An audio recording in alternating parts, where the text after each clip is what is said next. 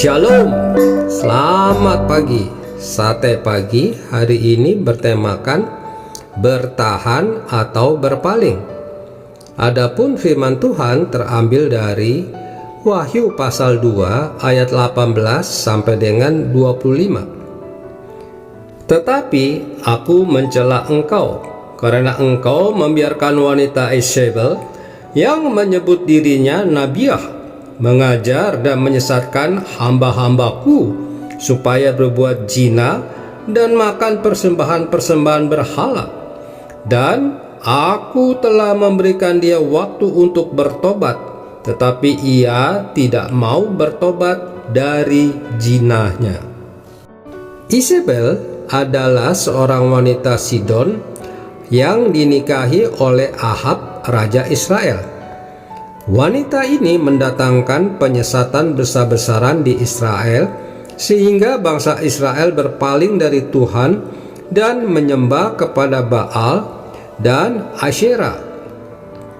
Ia pun membunuh banyak nabi-nabi Tuhan dan mengangkat 450 nabi Baal dan 400 nabi Asyera, sehingga menimbulkan sakit hati Tuhan.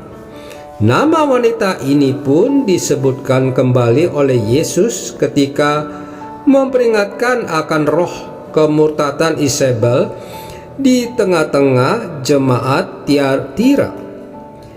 Jika jemaat Pergamus menjalani kehidupan orang Kristen duniawi yang menoleransi makan makanan persembahan berhala dan pelacuran bakti sebagai hal yang biasa, maka jemaat Tiatira terang-terangan membiarkan iman mereka tersesat dalam penyembahan berhala dengan meninggalkan Tuhan serta menyangkali salib Kristus.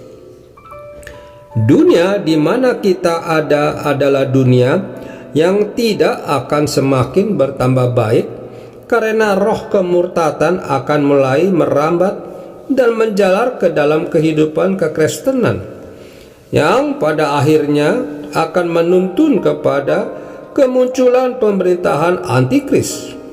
Kita tidak lagi dapat menjadi orang Kristen Pergamus yang dunawi, yang dapat hidup dalam dua perahu, karena kita memasuki masa-masa sulit.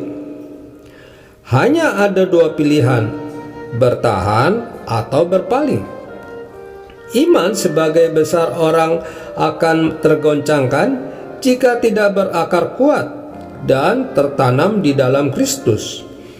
Dengan demikian, Yesus memperingatkan kita bahwa memelihara pertumbuhan iman merupakan hal yang sangat penting di dalam kehidupan kekristenan kita saat ini. Sejalan dengan apa yang dikatakan Rasul Paulus, perhatikanlah dengan seksama bagaimana kamu hidup.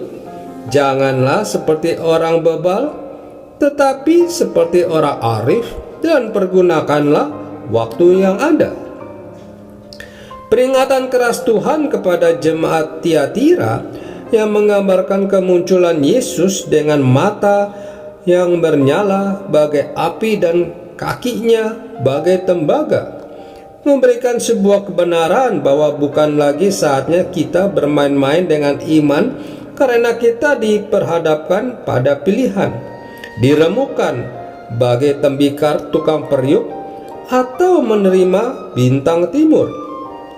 Jangan sombong dan merasa kuat, sebab ketika kita lengah sedikit saja, maka kita akan dengan mudah disesatkan tanpa kita menyadarinya. Demikianlah Yesus memperingatkan kita yang saat ini tidak termanipulasi dengan roh penyesatan Isabel.